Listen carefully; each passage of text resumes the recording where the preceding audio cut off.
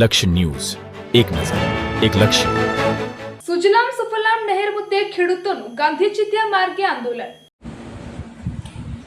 ખેડૂત બચાવો પાણી પહોંચાડોના નારા સાથે રાહ તાલુકા સહિત સરહદી વિસ્તારના ખેડૂતો દ્વારા સરકારશ્રીને સુજલામ સુફલામ નહેરમાં રાજસ્થાન બોર્ડર સુધી તાત્કાલિક પાણી છોડવાની માંગ કરવામાં આવી રહી છે. ખેડૂતોનું કહેવું છે કે એક તરફ ગરમીનો પ્રકોપ વધી રહ્યો છે તો બીજી તરફ નહેરોમાં પાણી ન હોવાને કારણે ખેતી સુકાઈ રહી છે. ઊભા પાકને બચાવવા માટે પાણી જીવાદોરી સમાન બન્યું છે, છતાં સમયસર પાણી ન મળતા ખેડૂતોમાં ભારે ચિંતા ફેલાઈ છે. ખેડૂતોના જણાવ્યા મુજબ દર વર્ષે ચૂંટણી ટાણે પાણી છોડવાની જાહેરાત કરવામાં આવે છે, પરંતુ બાદમાં નહેરો સૂકી પડી રહે છે. હાલ અનેક ગામડાઓમાં પશુઓ માટે પણ પાણીની ગંભીર સમસ્યા ઊભી થઈ રહી છે.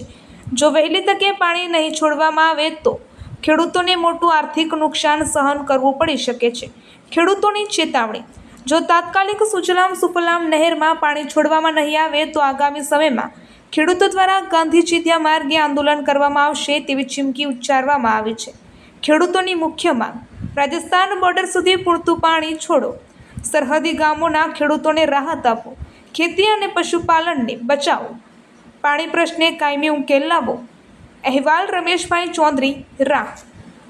ગણેશભાઈ ભગાજી. અને આ પોણીની પલખા મારવા પોણી માટે પહેલાં એમ હતું કે નહેર ખણા એટલે આપણે પોણી આવશે, બરોબર. એ બધું ભોજન તૈયાર કરીને ઉપર કાચ મારી દીધો હોય.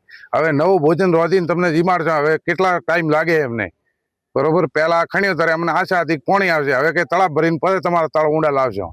હવે તળાવમાં આવી રીતે કરે છે, શિખર પોણી મૂકે છે. કેનાલ બંધ છે, કઈ પ્રકારની તકલીફ ખેડૂતોને, તમારી માંગ શું છે? આ નહેર વેલની ખણેલી પડી, જ્યારે ચૂંટણી આવે ત્યારે ચૂંટણીઓમાં વાયદા કરે કે અમે 24 કલાક પાણીની ભરી રાખશું ને પાણી આપશું, એમ કરીને વોટ લઈને જાય. એના પછી વળે આ નહેરમાં પાણી ક્યારેય આવતું નથી. છેલ્લી વિધાનસભાની ચૂંટણી 2022માં થઈ ત્યારે પાણી આ જગ્યાએ આવ્યું હતું. એના પછી આજ દિવસ સુધી એક ટીપું પાણી આવ્યું નથી. હાલ આ જે જિલ્લાની તાલુકા પંચાયતની ચૂંટણીઓ ગઈ એ વખતે એક જ દિવસ, પણ એ પેલા જે રાહનો થરાદવાળો હાઈવે સુધી પાણી આવ્યું હતું, એનાથી આ બાજુ પાણી આવ્યું નથી.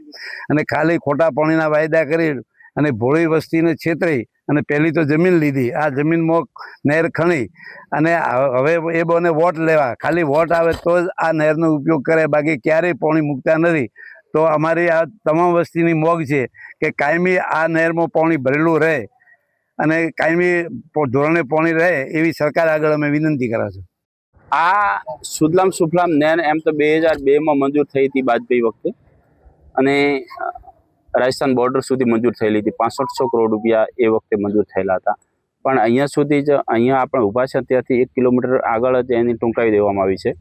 રાજસ્થાન બોર્ડર સુધી લઈ ગયા નથી.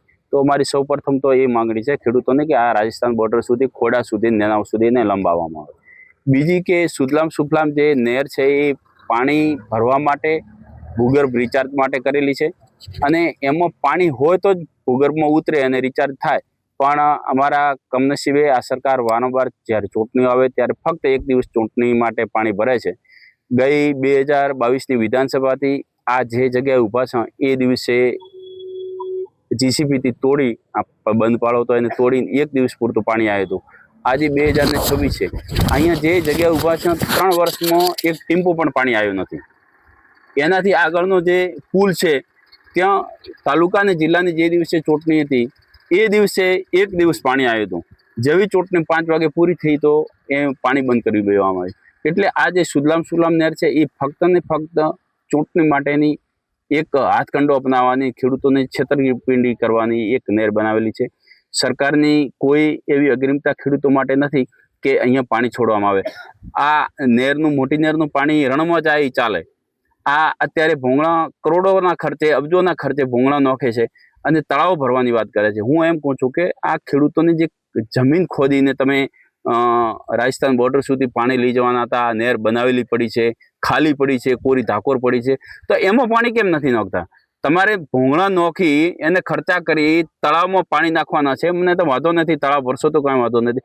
પણ આ જે નહેર છે એ ખણેલી છે, 20 વર્ષથી પડી છે, તો તમે એમાં પાણી કેમ છોડતા નથી? ખેડૂતોને અત્યારે જ અઠવાડિયા પહેલાં જ એક વખતમાં 3 કોલમો જે 30 ફૂટ પાણી ઊંડું જતું રહ્યું છે. અત્યારે અમારે અહીંયા 1200 ફૂટે પાણી જતું રહ્યું છે. પાણી ગરમ આવે છે, ફ્લોરાઇડ વાળા આવે છે. તમે બાજુમાં બાજરી દેખો તો પણ બળે છે. અને ઘાસચારા માટે તકલીફ છે ખેડૂતોને, પશુપાલન માટે તકલીફ છે, ઘણી બધી તકલીફો છે. તો સરકારને અમારી નમ્ર વિનંતી છે અને એના માટે અમે ગઈકાલે મામલતદારને પણ આવેદનપત્ર આપ્યું હતું.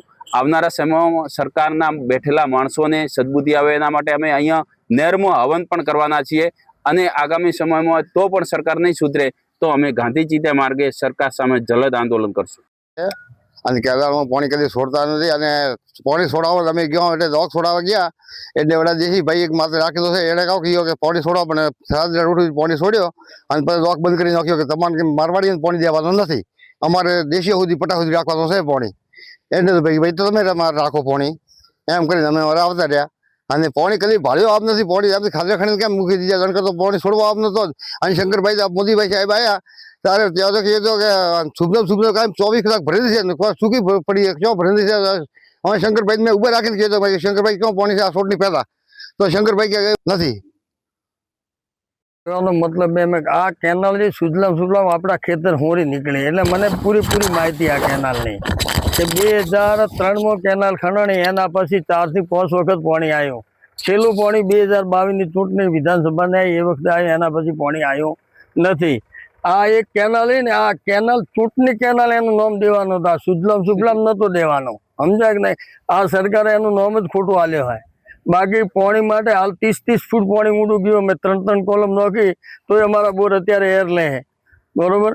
બહુ તકલીફ પડે. પણ આને અમારી કરોડોની જમીન ખેતરના 3 ટુકડા કર્યા. આ બાજુના ભાગમાં જો ઢોર થતો હોય ને અંદર નીકળીને બહાર નીકળે ને તો સવાજ ચડે, એટલી બધી તકલીફો હોય.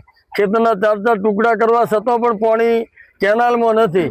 આ કેનાલ ભરેલી રાખે ને તો અમારે આ 30 ફૂટ પાણી ઊંડું ગયું ને આને જ